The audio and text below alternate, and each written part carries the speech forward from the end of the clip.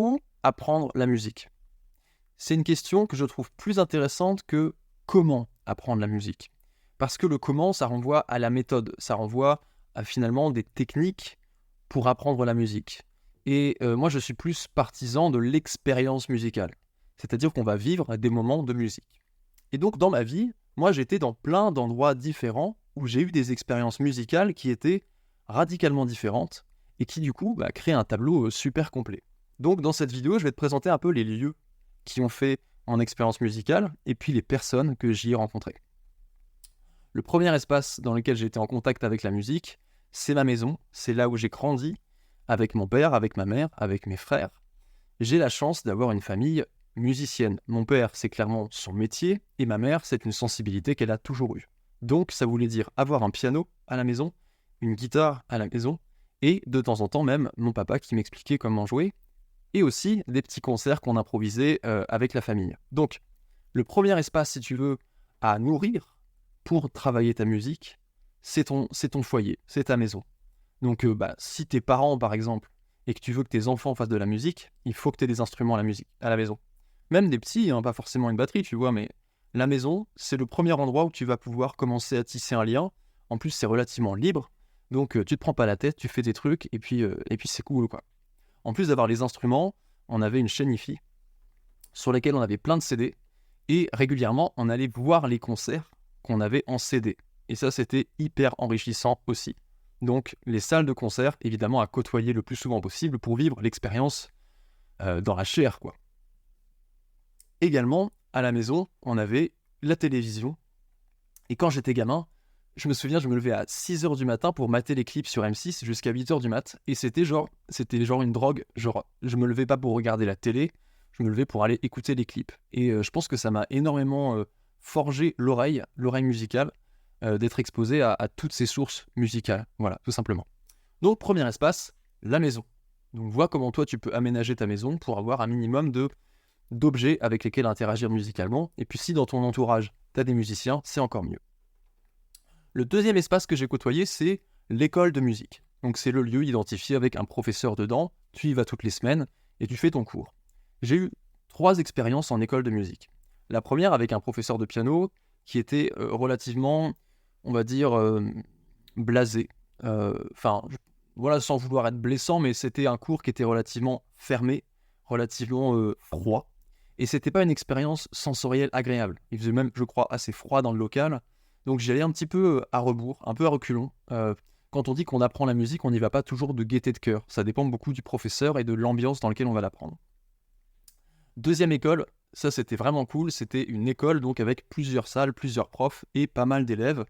Et donc on avait là plus de choix déjà pour les instruments. J'ai fait 1 an en batterie, 2 ans en accordéon, plusieurs années aussi en piano. Mais le plus cool avec cette école, c'est que comme c'était une structure avec plusieurs personnes, il y avait plus de moyens aussi pour organiser des auditions. L'audition, c'est ton premier contact avec la scène quand tu passes dans une école de musique. C'est une expérience hyper formatrice et c'est là que tu vas pouvoir découvrir le contact avec le public. Tu travailles des morceaux pendant toute l'année et ensuite tu les révèles au public. Ça n'a rien d'anodin.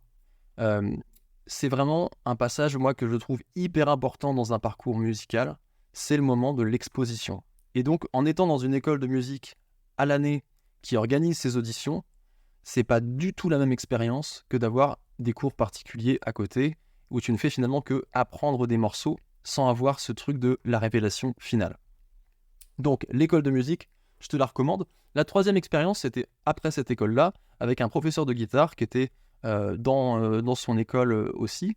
On n'a pas fait de concert, par contre lui il avait une sensibilité pour le studio, et donc il m'avait montré un petit peu les techniques de base pour enregistrer la guitare, et c'était un sacré guitariste, donc il m'avait montré aussi pas mal de morceaux vachement sympas. Choisir son professeur, c'est choisir la direction dans laquelle tu vas avancer.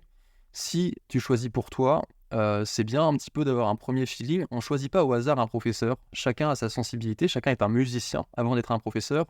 Donc c'est bien de prendre quand même une personne qui va comprendre ce que tu veux faire et ne pas se forcer de façon obstinée à tenir par exemple 1 année si le courant ne passe pas. Voilà.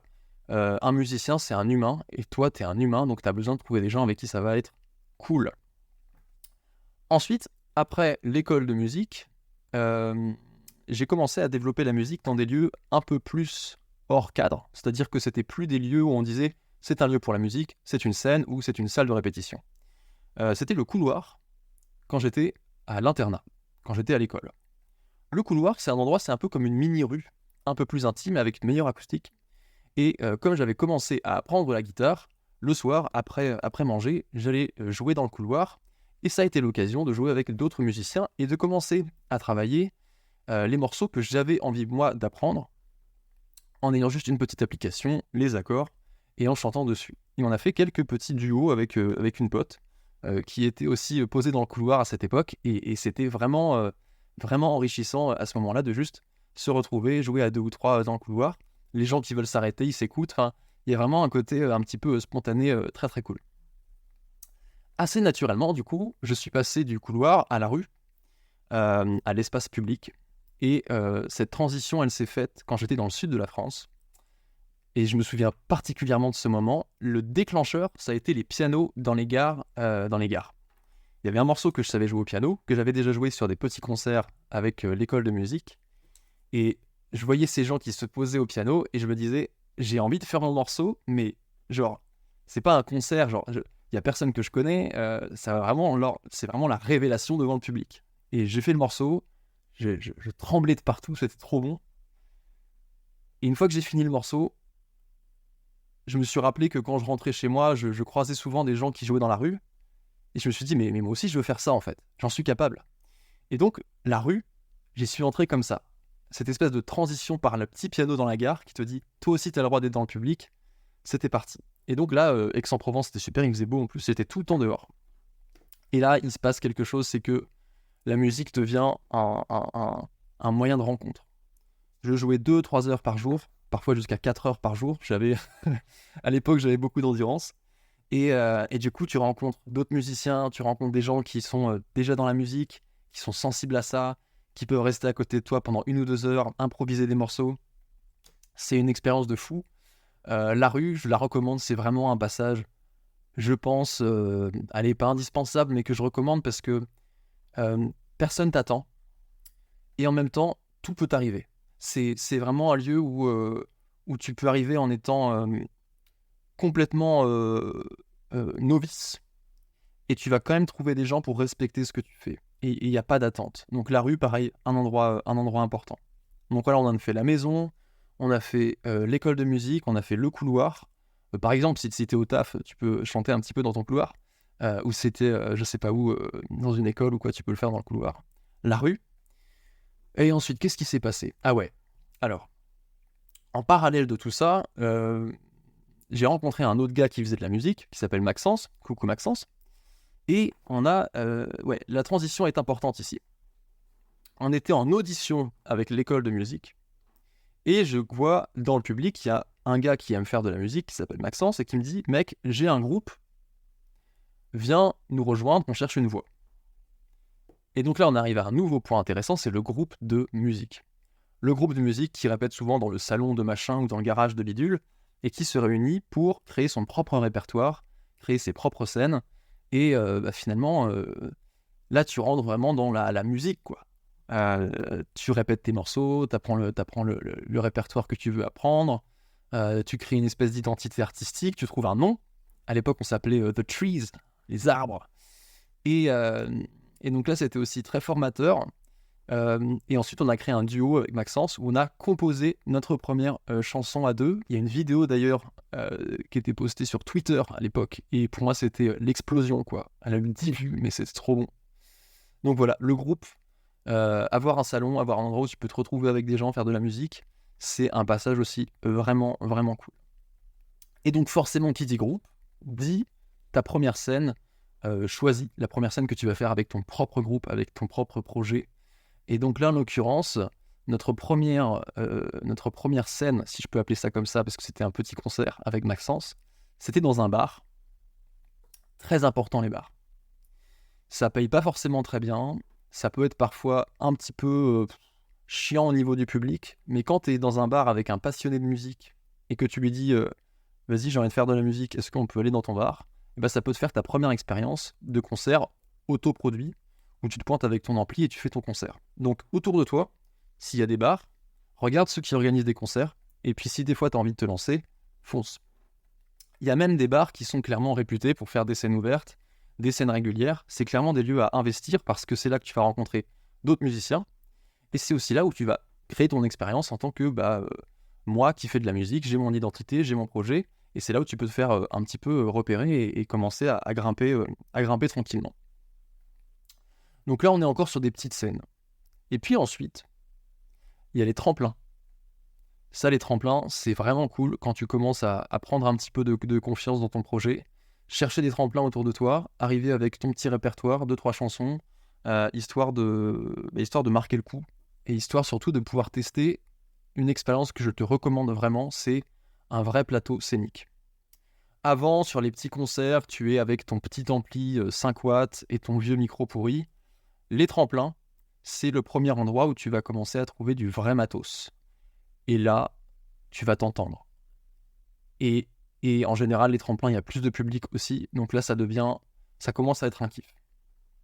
Et puis, assez naturellement, le tremplin peut mener au concert dans une salle professionnelle, où là, en général, c'est bien d'avoir un projet qui commence à être relativement carré, qui tourne bien. En général, ces produits, c'est des concerts qui sont créés à l'initiative d'une structure d'accompagnement ou d'un label, ou sinon des producteurs privés. Et là, c'est quand tu as ton projet, quand tu sais que tu peux enchaîner, quand tu as déjà quelques années de musique derrière toi, et surtout quand tu as ton public. C'est-à-dire que tu fais ta com, tu fais ton petit projet et tu présentes ton répertoire, ton projet artistique. Et ça, c'est vraiment sympa aussi. On peut aussi parler dans les lieux où tu peux développer ta musique, de la plage, des parcs, tous ces lieux publics. Et plus récemment, évidemment, il y a Internet. Alors ça, Internet, c'est un monde en soi. On y trouve les tutoriels, on y trouve les créations de millions d'artistes qui peuvent être hyper inspirantes. Et c'est l'occasion de cette vidéo de parler d'une plateforme que j'utilise de plus en plus, qui s'appelle BandLab, qui est une plateforme pour enregistrer, créer, composer, mixer, diffuser toutes tes créations musicales sans aucune condition. C'est pas payant, t'as pas besoin d'avoir un niveau particulier, le logiciel est super facile à utiliser. Et donc, c'est un logiciel, moi, que je commence à approcher un petit peu parce que je peux l'utiliser depuis mon smartphone, depuis mon ordinateur portable, et je peux enregistrer des choses que je vais travailler avec d'autres gens. Notamment des gens que j'ai rencontrés sur le réseau social Threads. C'est vraiment là que moi, je m'éclate en tant que musicien pour partager mes créations sans me prendre la tête.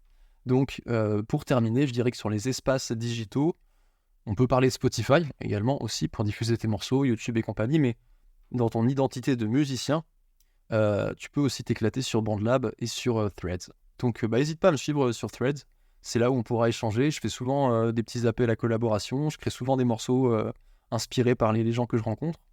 Et voilà, donc c'était un petit peu mon petit tour d'horizon. En récapitulant, mets des instruments dans ta maison, rencontre des gens avec qui faire de la musique, va dans la rue, risque-toi un petit peu à aller dans la rue, trouve des structures qui portent, qui organisent des concerts, et puis rentre avec elles, commence à faire des choses avec elles.